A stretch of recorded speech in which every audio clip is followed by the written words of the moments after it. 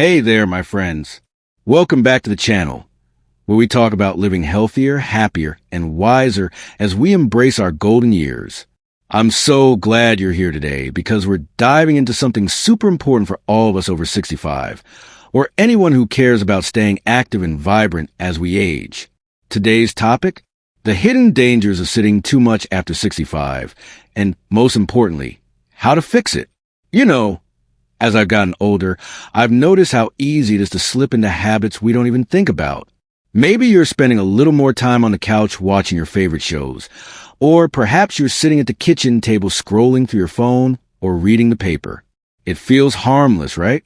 I mean, we've worked hard our whole lives, raised families, built careers. Don't we deserve to relax a little? Absolutely, we do. But here's the thing. Sitting too much, especially as we get older, can quietly sneak up on us and cause some serious problems. Problems we might not even realize are connected to all that time spent in our favorite chair. Today, I'm going to share some eye-opening truths about why sitting too much can be so risky after 65. But don't worry, this isn't about guilt-tripping you or making you feel bad.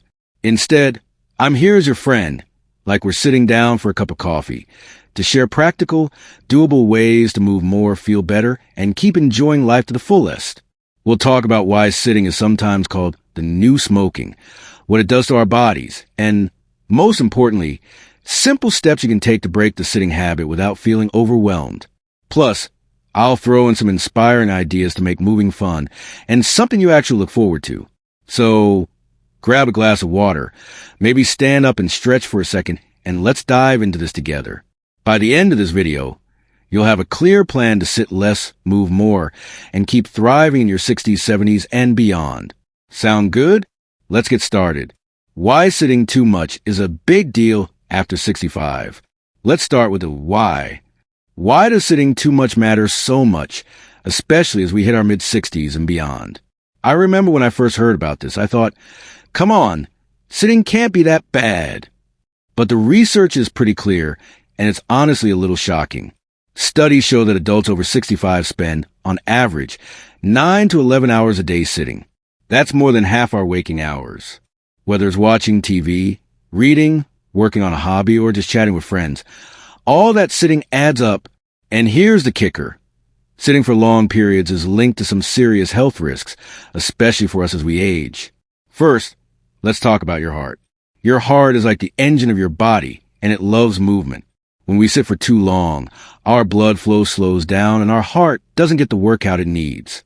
Over time, this can increase the risk of heart disease, high blood pressure, and even stroke. One study I came across said that people who sit for more than 8 hours a day have a 50% higher risk of heart problems compared to those who sit less. That's not a small number, friends. Then there's your muscles and bones. As we get older, our muscles naturally lose some strength, and our bones can get weaker too. Sitting for hours on end makes this worse. Your muscles start to weaken from lack of use, and your joints can get stiff. This can lead to problems like sarcopenia, which is a fancy term for age-related muscle loss. And weak muscles mean a higher risk of falls, which none of us want. I know I want to stay steady on my feet, so I can keep gardening, dancing, or just chasing after my grandkids. And let's not forget about weight gain. When we sit, we burn way fewer calories than when we're moving. Over time, this can lead to creeping weight gain, which puts extra strain on our joints and increases the risk of diabetes. Speaking of diabetes, sitting too much messes with how our bodies handle blood sugar. When we're inactive, our muscles don't use glucose as efficiently, which can lead to higher blood sugar levels. A big concern for those of us watching our health. But it's not just physical. Sitting too much can affect our mood and mental health too.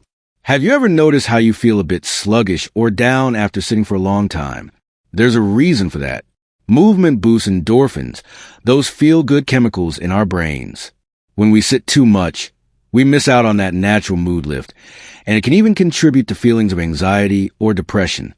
For me, I've noticed that when I'm active, I feel more energized, more optimistic, and ready to take on the day. And here's one more thing that really hit home for me. Sitting too much is linked to a shorter lifespan.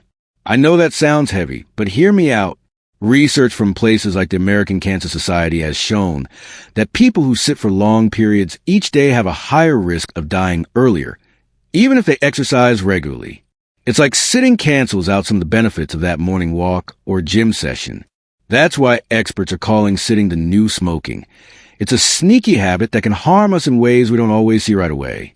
Now, before you start feeling overwhelmed, let me say this. The good news is that we can do something about it. Sitting less and moving more doesn't mean you have to run a marathon or spend hours at the gym. It's about small, manageable changes that add up to big results. Let's talk about how to make that happen. The hidden dangers in our daily routines. Before we jump into solutions, let's take a quick look at where all the sitting is happening. Sometimes we don't even realize how much we're sitting because it's so baked into our routines. For example, think about your day. Maybe you start with breakfast at the kitchen table, then settle into your recliner to watch the morning news. Later, you might sit to read a book, work on a crossword, or catch up with a friend over the phone. Then there's dinner, maybe an evening of TV, and before you know it, you've spent most of your day sitting. For me, I noticed I was sitting a lot while doing things I love, like knitting or scrolling through photos of my grandkids.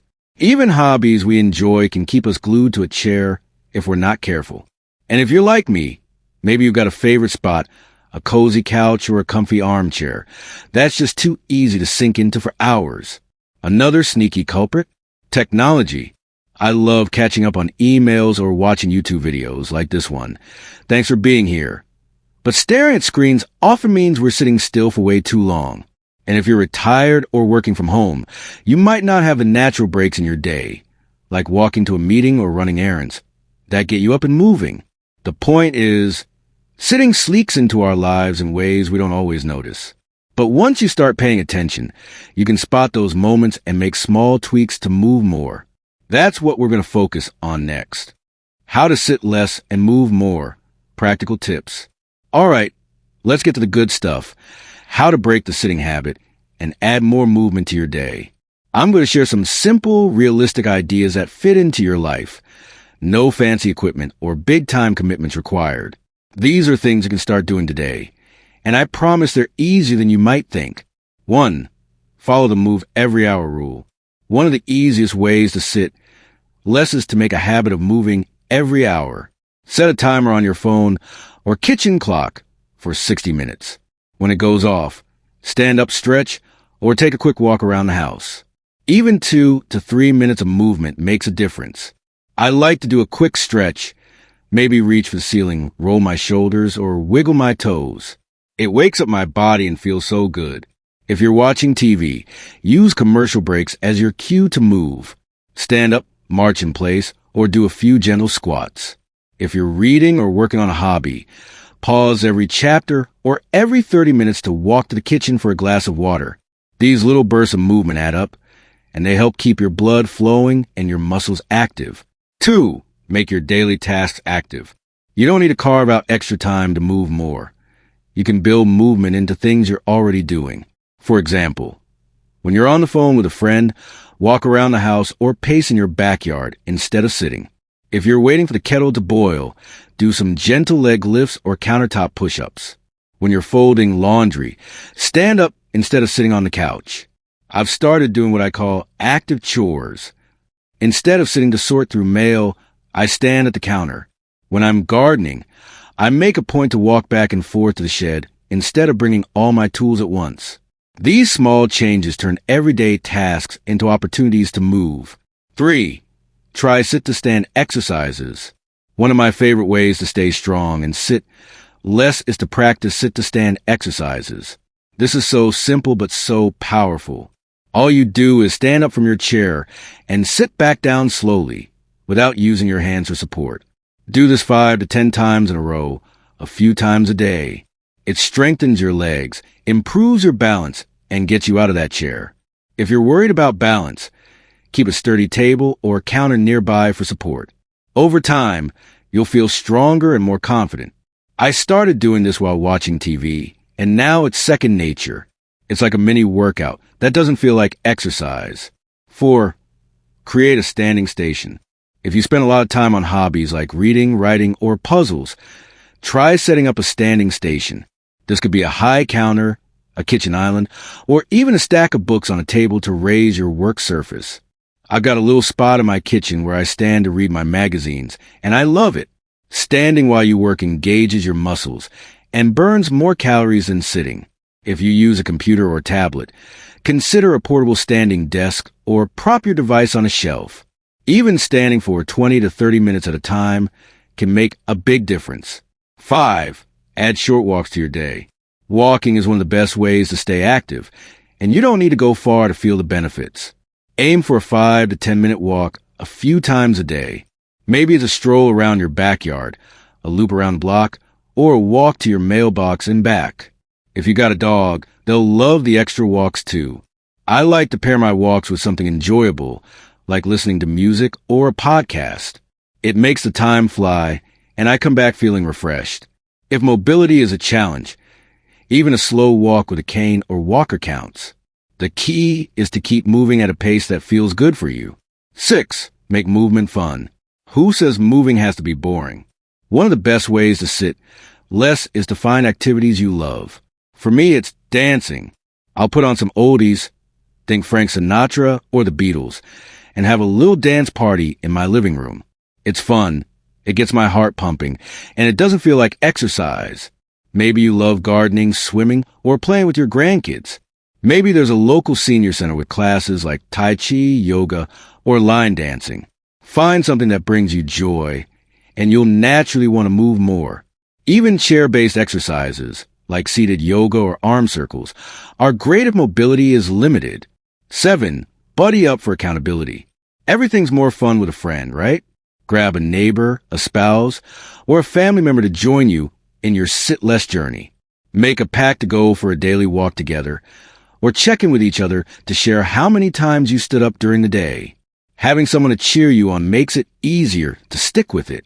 I've got a friend who texts me every afternoon to say, "Did you move yet?" It's a gentle nudge, but it works. You could even start a walking group in your neighborhood or join an online community for seniors focused on healthy aging. We're stronger together. 8. Rethink your environment. Sometimes our surroundings make it too easy to sit. Take a look around your home. Is your favorite chair calling your name?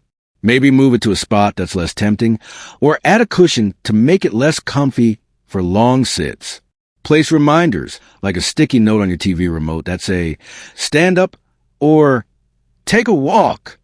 I've also started keeping my walking shoes by the door, so I'm ready to head out at a moment's notice.